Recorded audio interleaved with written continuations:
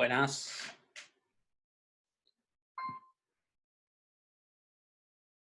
¿Cómo va?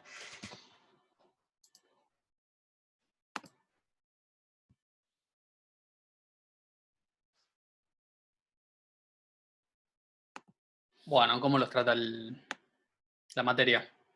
No les pregunto la cuarentena porque ya me doy una idea, pero la cuarentena es una cosa, pero la materia... La materia es otra. Ahí está Ramiro. Hola, Ramiro. ¿Cómo va? ¿Todo bien? Todo bien. Bueno, estuve viendo en el campus virtual que han hecho la autoevaluación, algunos. Está bueno eso, traten de hacerla, está todavía disponible, ¿sí? Es más o menos para tener una idea de si les quedó claro algunos conceptos teóricos y prácticos de lo que vimos hasta ahora. Y hasta ahora vimos cómo de un problema hacer un modelado de la base de datos. Lo hicimos de dos maneras, o directamente escribiendo el código, cuando la base era medio chiquita, y haciéndolo con un esquema, un diagrama, y después de ese diagrama escribir el código. Sí, que es más o menos un poco también como, me imagino cuando programaban en el primer cuatrimestre, que hacían, si el ejercicio correspondía a un diagrama de flujo con la idea básica y luego lo codificaban y a veces codificaban directamente. Así que, bueno, en principio trabajamos con eso. También vimos en una de las clases cómo hacer inserción de datos mediante código, ¿sí? Eh, y también muy poquito cómo hacer modificación y eliminación de datos, ¿sí? Eh, y eso sí está explicado en detalle en apuntes y videos en el campus virtual, que la idea es que ustedes, todo lo que acá se mencione, investiguen en el campus virtual lo que hay, porque hay algunas cosas que ya están explicadas en videos específicos para cada uno de esos temas. Hoy ya vamos a empezar con un tema que es consultas de selección, ¿sí?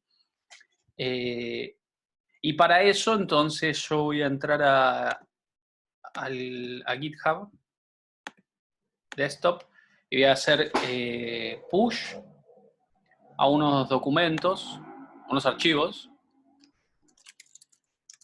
que ustedes pueden ya descargar.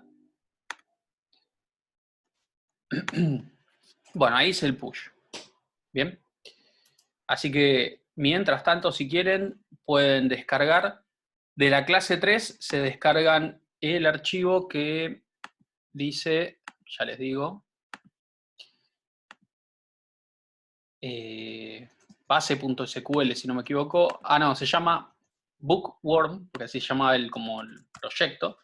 Bookworm.sql. Ese tiene la creación de las tablas casi como lo hicimos el otro lunes, ¿sí? Lo único que cambié fue algunas cosas que nos olvidamos, y digo en plural para no decir me olvidé. Por ejemplo, la tabla de libros no le puse título el lunes pasado, gran detalle. Y algunas cositas como por ejemplo el ID editorial. Mejor les muestro la pantalla así ven lo que yo estoy viendo. Les comparto la pantalla. Le comparto toda la pantalla completa. Así que deberían poder ver todo, ¿sí? Así que ahí ven la ventana de Zoom. Y acá ven el cambio, me parece. A ver, esto lo voy a sacar porque molesta. Esto también, ahí. Ahí deberían ver entonces algunos cambios que se hicieron en la semana. El editorial antes no aceptaba nulos, ahora sí. Y se le incorporó el título, como varchar de 100 caracteres no nulo. Y el año simplemente le agregué la ñ ahí, porque mostraba otro carácter. Entonces, eso se lo pueden ya descargar haciendo descarga del zip desde la página o haciendo pull si ya lo tienen configurado en su computadora el repositorio. Así tienen acceso a este archivo .sql y de la clase 4 van a necesitar un archivo que se llama datos.sql, ¿sí? Yo lo voy a abrir ahora. que lo debo tener por acá.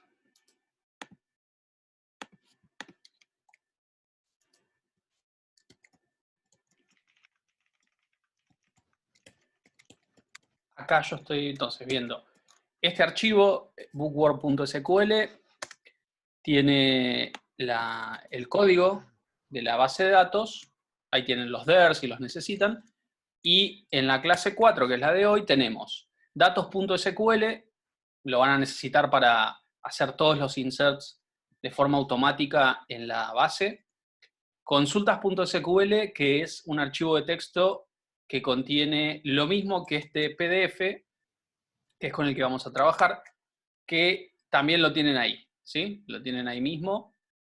Y acá tenemos todas las consultas que tienen para trabajar, son 40, ¿sí? Y como unas referencias a los costados, donde uno de los iconos representa que se va a explicar en clase ahora, y otro que es una planilla de cálculo que se recomienda hacerlo primero con una planilla de cálculo y luego con lo que sería la consulta SQL, ¿sí? Así que básicamente eso es la tarea la actividad para hoy. Díganme ustedes si pudieron entrar a los archivos, acceder a eso.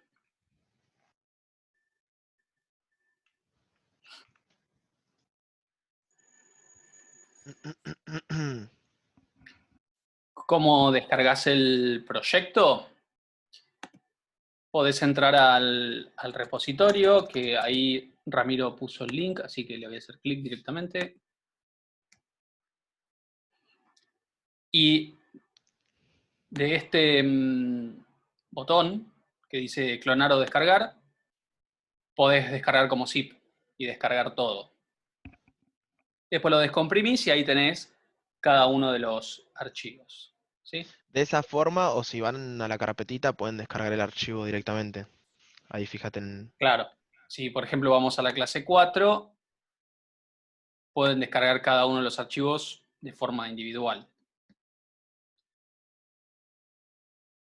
No, era simplemente, Guillermo, lo que se te ocurría. Si veías que alguna columna aceptaba valores por defecto, le ponías valores por defecto.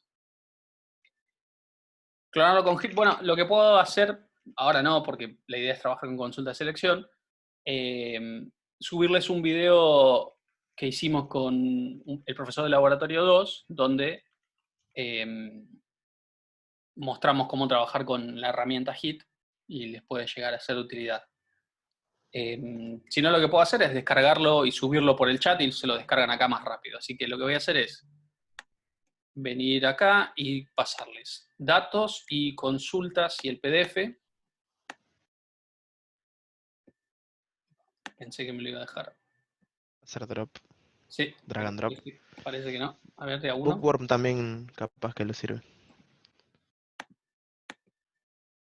Sí, pero pensé que se podía mandar archivos por acá.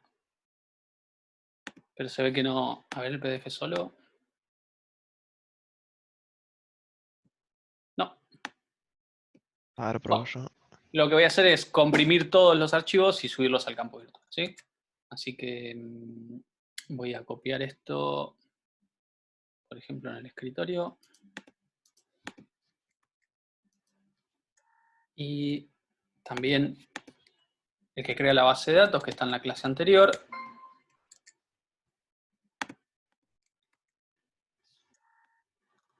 Y comprimir esto. ¿Tengo que comprimir acá? Sí. Bueno, y este archivo .zip, que le voy a poner archivos clase 4, ya lo subo en avisos, ¿sí? En el campus virtual, así que pueden buscarlo ahí si quieren. Voy a entrar al campus virtual, de paso les muestro una cosa del campus virtual que estuve modificando. Eso va a tener contenido de los insert y update, ¿no? En general. Eso va a tener ahora el insert. Sí, los insert, primero ejecutan, obvio, el que crea la base y después los inserts. Sí. Okay. Claro, si pones clonar, clona todo y después una vez que ya tenés el repositorio no hace falta clonarlo cada vez. Vamos al laboratorio 3. Bueno, en avisos entonces voy a poner semana 4 o clase 4 y subir ese archivo, ¿sí? Clase 4, archivos le voy a poner.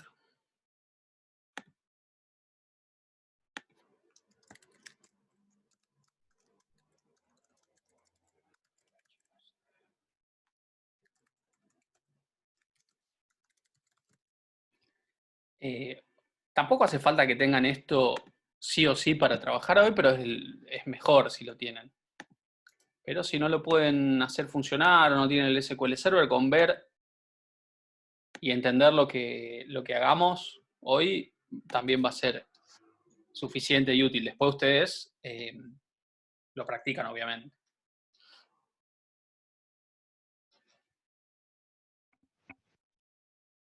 Sí, creo que tenés que poner Git pull origin master. O descargarse. Sí, no, pasa que están presentándole sin explicar las herramientas Git. Si no, lo que pueden descargarse es alguna interfaz gráfica. Yo, por ejemplo, uso SourceTree, que Sí, sí, o pueden usar GitHub Desktop. Yo les voy a también. subir el video les voy a linkear el video con la explicación de cómo usar Git para clonar y esas cosas, para que lo vean en la semana. Pero de vuelta, no hace falta que ahora se pongan con eso, porque si no van a estar todo el día con esto y vamos a perdernos la parte importante, que es la de consulta de selección. Lo otro es una herramienta que puede o no ser útil. Si ahora es un problema, no es útil, ¿sí? Usemos el zip que subí acá en novedades, en avisos, con eso va a ser más que suficiente. Y si no lo pueden descargar, no lo pueden descomprimir, no lo pueden ejecutar, no importa, trabajamos viendo mi computadora y en base a eso me preguntan, ¿sí? Les muestro entonces la página de Laboratorio 3, que como tenían algunas dificultades para ver dónde estaban las clases online y dónde estaban los links a las nuevas, reuniones de Zoom, lo que agregué es uno que dice clases online. Ahí pueden ver clases online y grabaciones. Y si le hacen clic les va a abrir un documento que tiene, por ejemplo, la clase de hoy con el link y el ID, la clase de la semana que viene con el link y el ID, y acá vamos a ir subiendo también las grabaciones en YouTube, el tema y las partes para que le hagan clic y accedan, ¿sí? Si alguno necesita los archivos porque no pueden entrar a YouTube o no tienen internet en su casa, se lo podemos pasar de alguna manera para que lo descarguen al archivo de video. Igual creo que YouTube pesa mucho menos que el archivo de video. Así que bueno, ahí ya pueden ver dónde están las cosas. Bueno, el resto ya lo conocen, el contrato didáctico, el resto de las cosas están. Y lo que no van a ver más es el link que decía antes, clases online, porque me parece que los perdía más de lo que los ayudaba. Entonces ahora está en ese documento que está acá, ¿sí? Clases online y grabaciones. Bueno, ya estamos para empezar.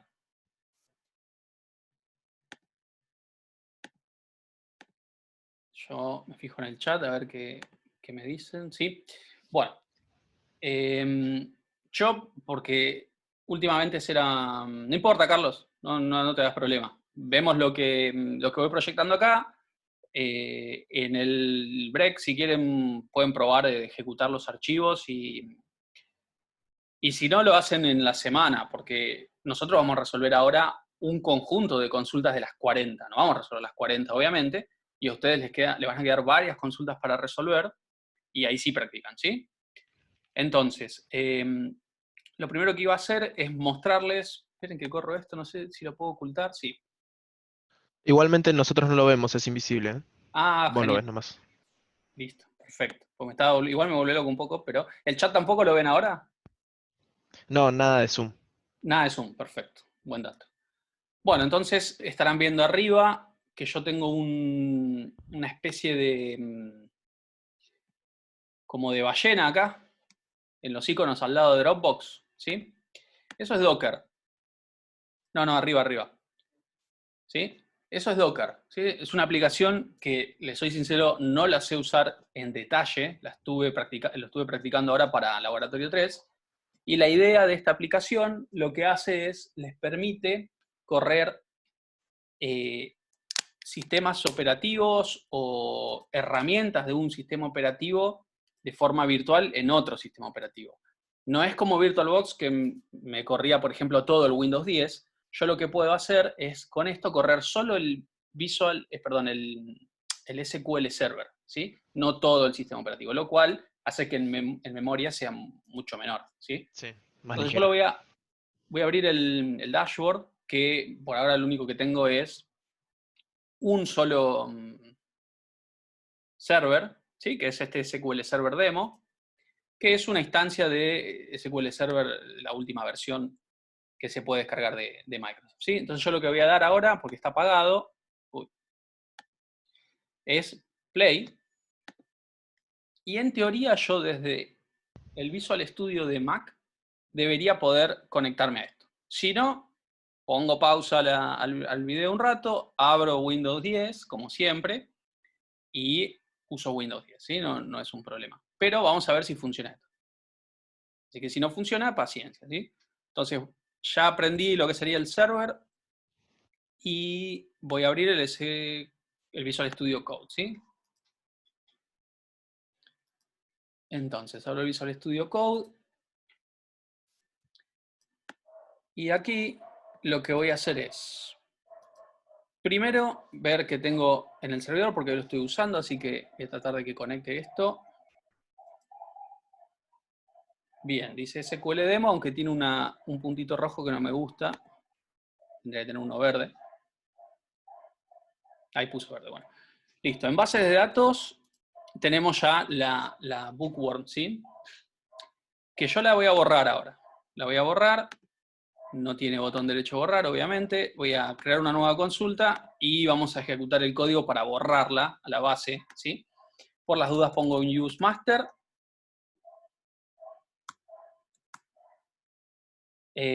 O sea que tenemos que usar el visual ahora. No. Ustedes usan el SQL Server, ¿sí? No, perdón, no es punto y coma. Estoy mezclando lenguaje. No, igual creo que punto y coma se permite. Ok. Sí, pero tengo una mezcla de diferentes Sí. lenguajes. No tienen que usar el visual. Yo estoy usando el visual para no tener que abrir la máquina virtual con Windows 10, ¿sí? Ustedes usan el visual, perdón, ya me marearon, el SQL Server de siempre, el Management de Studio, ¿sí? Yo estoy usando esto que por debajo se va a conectar al SQL Server. Voy a hacer un drop database bookworm y voy a ejecutar esto, que si no me equivoco era Command Shift y la E. Bien, ahí está ejecutando. Y bien, comandos completados correctamente. Entonces si hago un refresh acá, en bases de datos, no tendría ninguna. Bien, no tengo ninguna. Así que lo que voy a hacer primero es, cierro esto y voy a abrir de los archivos que estábamos trabajando, ¿sí? En realidad de la clase 3, el archivo bookworm.sql, ¿sí? Que va a tener este código. Voy a cerrar esa ventana de acá. Ahí a la izquierda. Ah, la pestaña lo tiene. Ah, sí. Pasa que tengo estas cosas de Zoom que me molestan. A ver, ocultar controles de reunión flotantes. Por fin, ahí lo pude sacar. Bien. Bueno, tengo esto que es lo que el otro día estuvimos trabajando, ¿sí? Es el del otro día, sí. No tiene los checks, es algo que habíamos quedado que le agregan ustedes, ¿bien? Entonces, sí tiene los cambios que les había dicho de agregarle el título al libro y que el ID editorial acepte null, ¿bien?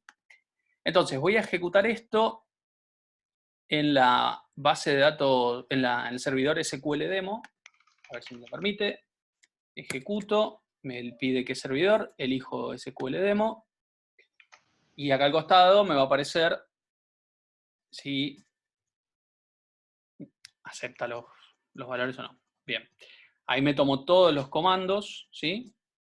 Entonces ya tenemos, si hago refresh, la base de datos nuevita, ¿no? Con todas las tablas que creamos el lunes pasado. Pero no tiene datos. Así que voy a cerrar este, ya no lo necesito más. Y voy a abrir ahora de la clase 4 datos.sql, que ustedes también tienen ahí. Y esto lo que va a hacer es un dump de toda esta información, ¿sí? Yo lo que hice fue cargar los datos en SQL Server y después con esa opción de generar scripts que vimos en uno de los videos, generé este archivo con datos, ¿bien? En principio no debería haber problemas, salvo tal vez en autores con la fecha de nacimiento. Si la fecha de nacimiento por alguna razón les protesta este formato, que es año, mes y luego día, antes le agregan este comando, set date format, y entre comillas simples, IMD, ¿sí? Para que el servidor sepa que en este script el formato de fecha va a ser ese. Porque si no, lo que puede llegar a tratar de entender es que esto está en día, mes, año, y va a tratar de poner día 2000 del mes 10 del año 28. Lo que queremos es decirle que es al revés, ¿sí? Entonces, creo que yo no lo necesito hacer, así que se lo voy a comentar con guión, y ejecuto esto. Debería crearme un insert para cada uno de los datos. ¿Bien? Sí, por eso les dije, si les protesta el tema de la fecha, lo que hacen es borrar los datos de autores, vuelven a ejecutarlo anteponiéndole ese comando, ¿sí? Así que yo voy a ejecutar esto con SQL demo. Acá al costado va a aparecer los inserts si se pudieran hacer. Bien, ahí están todas las filas afectadas, ¿sí? Que las pueden ver una por cada insert que hicimos. Y ya están entonces los datos también en esta base.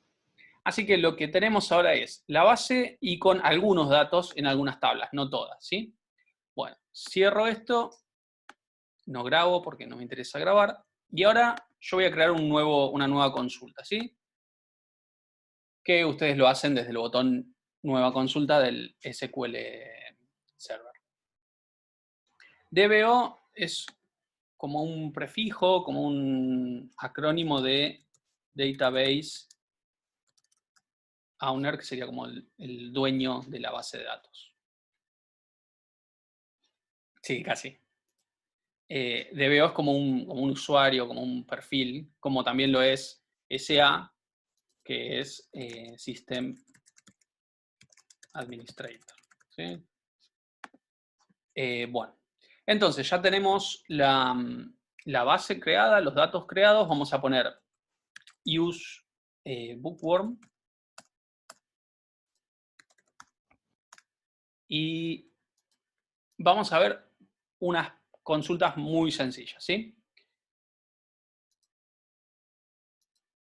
Claro, había que poner eso si te fallaba el tema de autores, por las fechas. Vamos a ver, ya que estamos hablando de autores, select asterisco from autores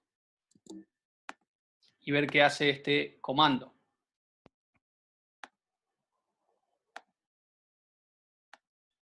Bien. Select asterisco from autores, entonces lo que va a hacer es traer todas las columnas, eso significa el asterisco, ¿sí? From indica de qué tabla van a traer los datos y autores es la tabla, ¿sí? Así que si yo ejecuto esto,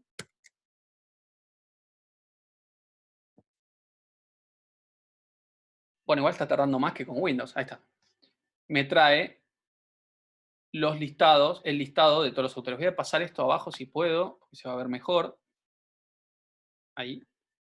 Bueno, entonces ahí pueden ver que tenemos para cada una de las columnas de la tabla autores los datos que están en las filas, ¿sí? En los registros.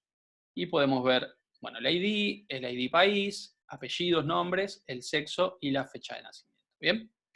Entonces lo que hicimos fue traer de todas las columnas, obviamente todos los registros, porque todavía no hicimos nada para filtrar los registros, y la tabla fue autores, ¿sí? Entonces podríamos resumir o empezar diciendo que select asterisco significa que me va a traer todas las columnas. Y después from y nombre de la tabla me trae todas las columnas de la tabla que yo quiera, ¿sí? Si no quiero de autores, puedo traer de libros que también tiene datos, ¿sí? Si hago esto y lo corro, me va a traer, como pueden ver, todos los registros de todos los libros, ¿sí? De todas las columnas y todos los filas.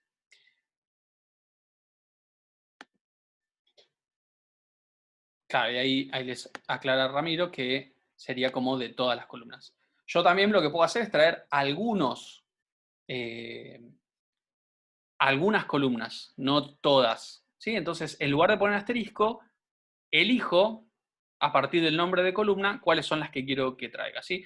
Nosotros en general vamos a decir que eso sería como una especie de filtro vertical, ¿bien? Filtro vertical es cuando yo, en lugar de traer todas las columnas, empiezo a seleccionar cuáles. Por ejemplo, yo puedo traer el título, el año y el precio de la tabla de libros, ¿sí? Entonces, ejecuto esto y fíjense que en lugar de traerme todas las columnas, me trae esas tres que yo indiqué específicamente, ¿sí? Entonces, esa es la manera de filtrar a nivel vertical, ¿sí? Para decir qué columnas traer. Yo también lo que puedo hacer, si quiero, es hacer que una columna, los datos que tengan, primero sufra una modificación y luego, no una modificación en los datos, ¿sí? Sino una modificación en el listado y luego se muestre. Por ejemplo, imagínense que estos precios no tienen todavía no sé, el 21% de recargo, ¿no? Entonces pongo precio por 1.21 y le puedo poner un alias a esta columna, por ejemplo, nuevo precio. ¿Bien? Entonces, me va a traer el título, el año y el precio que está registrado por 1.21 para aplicarle un recargo, y esa columna ahora se va a pasar a llamar nuevo precio en este listado, ¿sí? Entonces, voy a ejecutar esto y podemos ver que los precios se encuentran cambiados. Obviamente solo en el listado, no en la base de datos, ¿sí? Esto lo que hizo fue no una modificación con update, sino traerme el precio, pero con un recargo, ¿sí? No se modifican en la base, sino en el listado. Me trae esto con la cuenta realizada, ¿sí?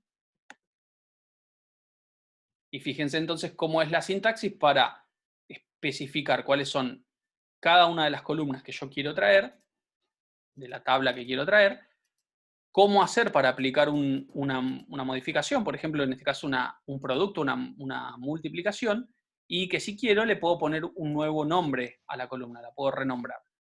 Depende yo en este caso, si lo ejecuto así, debería venir con algún nombre autogenerado, porque, ¿ven?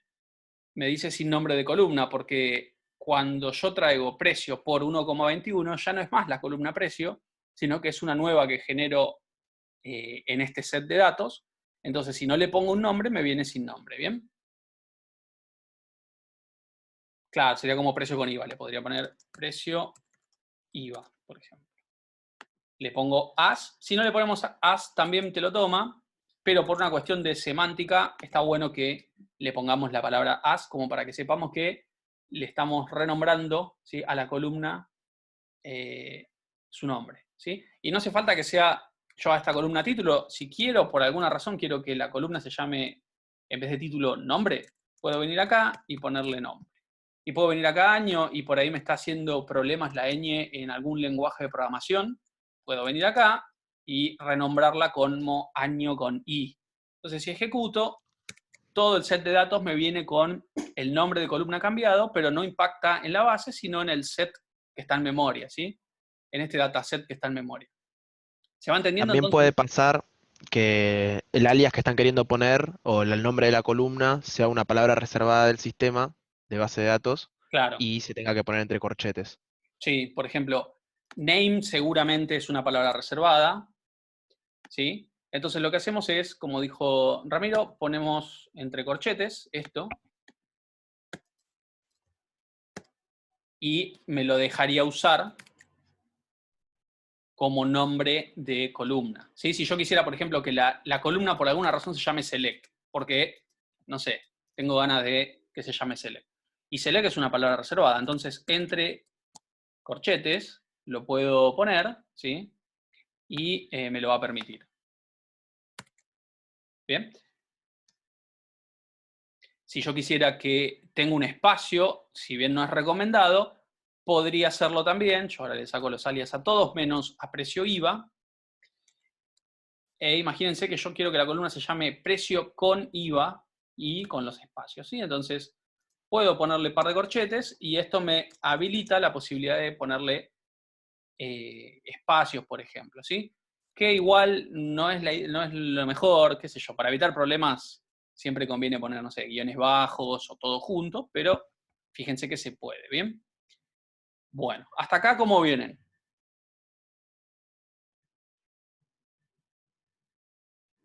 Ok, bueno. Entonces, estamos viendo consultas sencillas, una sola tabla. Por ahora vimos solamente lo que es el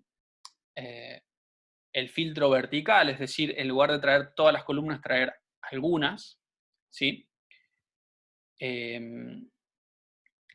Dice que están mareados con que la tabla que apareció abajo no se guarda, es todo en memoria, ¿sí? Es un listado que yo obtengo en memoria, lo puedo usar en mi aplicación para mostrarlo como una lista, como un reporte, pero no estoy cambiando nada en la base de datos. No hace falta declarar nada, esto se selecciona y después, depende del lenguaje de programación, se guarda en una data table, en un dataset, en un array. Acá no nos importa eso porque no estamos desde el contexto de una aplicación, estamos directamente en el servidor, ¿sí? Entonces esto lo que hace es mostrarnos en el servidor qué trae. Después, cuando en programación 3 conecten su aplicación a la base de datos, bueno, el select que ustedes escriban lo van a tener que guardar en algún lado o procesar de alguna manera para acceder a los datos, ¿sí? Y obviamente después, lo que es string tendrá que ir a string, lo que es int tendrá que ir a un int o a un objeto, ¿bien? Bueno, seguimos con esto. ¿Cuánto tiempo nos queda más o menos? A ver. 7 minutos 15 segundos. 7 minutos, perfecto. Bueno, tenemos tiempo para ver de acá unas cositas más, pero sin meternos todavía con cosas un poquito más heavy, ¿sí? Que lo vamos a ver después del break. Algo muy común en un listado, sin llegar todavía al filtro, es ordenarlo. ¿Bien? Yo, por ejemplo, le voy a sacar el por 1,21 para que se vea el precio original, que es lo que ustedes tienen en los inserts. No hace falta ponerle el mismo nombre que ya tiene, así que se lo voy a sacar al alias. Entonces, tengo título, año y precio, ¿sí? Imagínense que lo quiero ordenar del más caro al más barato. Entonces, lo que hago es poner order by, fíjense que lo pongo al final de todo, ¿sí? Order by, y pongo qué columna quiero, o sea, precio, y qué criterio quiero de ordenamiento. En este caso quiero que sea descendente, ¿sí? Entonces, esto hace el ordenamiento de todo el set de datos que traigo, ¿sí? De vuelta, no lo ordena en la base, sino en el set en memoria, ¿sí? En el dataset en memoria. Entonces ahí podemos ver que de todos los libros que tenemos, lo que hace es traernos el listado, pero ordenado de mayor a menor por precio. ¿Bien? Entonces podemos ver ahí todos los precios y cómo van de menor a mayor. ¿Bien? Lo puedo ordenar así también por año, si quiero. Por ejemplo, order by año descendente. Entonces, en este caso, lo que va a hacer es ordenar del más reciente, como podemos ver, al más antiguo. Bien, obviamente si pongo ascendente acá, lo que hace es que vaya del más antiguo, ¿sí?, al más reciente. Se puede hacer en una misma línea, ¿sí? Yo lo pongo en varias líneas, en este caso, primero para separar los elementos, y segundo porque el chat me molesta y no veo lo que estoy escribiendo, pero si no, se puede poner todo en una misma línea. puede haber doble criterio de ordenamiento. Por ejemplo, yo puedo decir que ordene por año de forma ascendente y luego por precio de forma descendente, por ejemplo. ¿Y qué significaría esto? Que si hay algún empate, ¿sí?, en el criterio del año, que es el primero de todos, por eso está primero, entre comillas, el desempate se hace con el precio, ¿sí? Vamos a ver en algún caso donde haya dos libros del mismo año. Acá. Hay dos de 1955, ¿sí? Por defecto, entonces, nos está trayendo el primero, el más caro primero y después el más barato. Entonces, vamos a poner los dos ascendentes y vamos a ver que cuando empaten estos dos, primero va a venir el de 1.485 pesos y después el de 3.000, ¿bien? Así que ejecuto esto, son los libros que valen que son del 19... 14 y 15. Los resultados 14 y 15. Claro, pero por ahí justo cambia. Ah, no, no va a cambiar porque el primero sigue Claro. siendo el mismo. Entonces 14 y 15, y ahí podemos ver que el criterio cambió, ¿sí? Si hubiese muchos más registros con el año empatado, entonces el segundo criterio para ordenar sería el precio, ¿sí? O podría ser el título, lo que yo necesite. Bien. Si no pongo ascendente, toma ascendente. Sí, por defecto, si no me equivoco, es ascendente.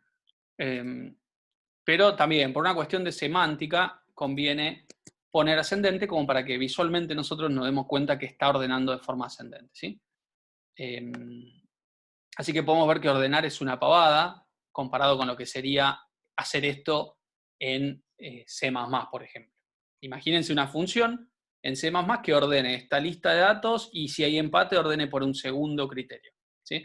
Entonces, fíjense lo fácil que es en SQL Server, ¿sí? Simplemente es order by, nombre de la columna y criterio, o también número de columna y criterio. Fíjense que si yo pongo así, me va a ordenar por la columna 2, que en este caso es la de año, y el criterio, en este caso, elijo que sea descendente. Entonces, ordena por año de forma descendente, ¿sí?